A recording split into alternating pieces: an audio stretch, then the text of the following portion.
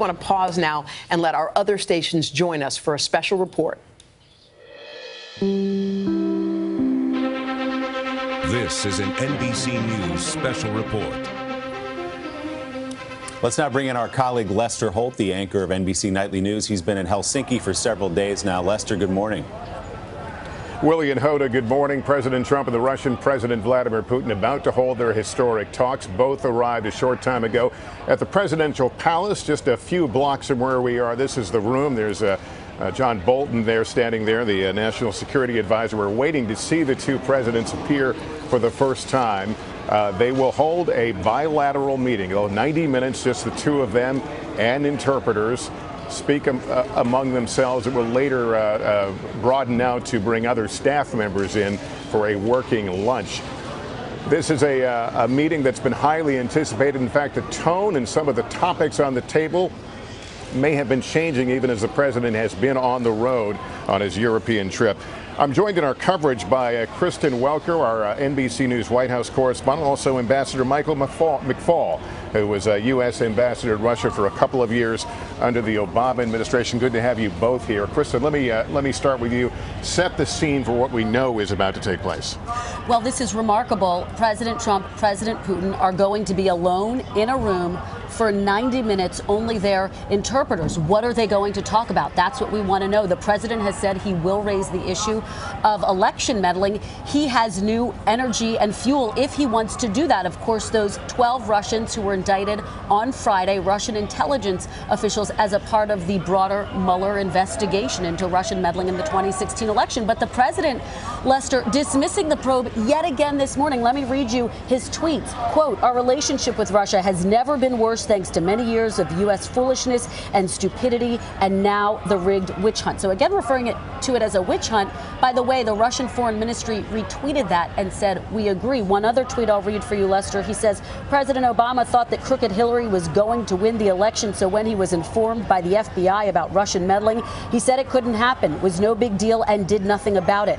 When I won, it became a big deal, and the rigged witch hunt headed by Strzok." Of course, that's one of those FBI agents who's been under a microscope. Bottom line here, Lester, these tweets were sent out in the hours before this critical meeting, so it sets the tone. Is he going to be tough with Putin? Those who want him to be may not be feeling that confident. Well, let me bring in Ambassador McFaul. If the president calls it a witch hunt, isn't it likely that Putin parrots that back at him and says, yes, you're right, it's a witch hunt? Of course. I have no idea why he decided to say that.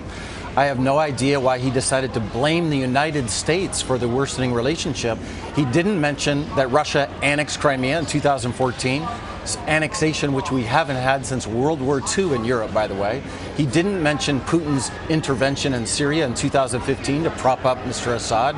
And most egregiously, he didn't mention the Russian violation of our sovereignty in 2016, underscored by the indictments on Friday.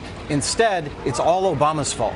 Blame America first. I want to bring in Richard Engel, our correspondent who is in Moscow right now, where they have been reacting to what's happening here. What is the read you're getting in Moscow, Richard? People here are feeling very confident about this meeting, feeling very confident in general. We just saw President Trump go through Europe, in which he criticized NATO, went after NATO allies, and now the meeting is beginning. We're seeing the two of them here. Let's just listen for a bit and see if we.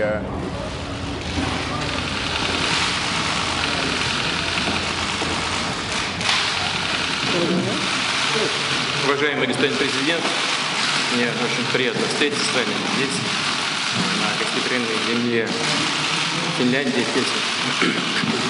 Distinguished Mr. President, it's pleasure to meet you, to be able to meet you here on hospitable Finnish soil in Helsinki. У нас продолжаются постоянные контакты.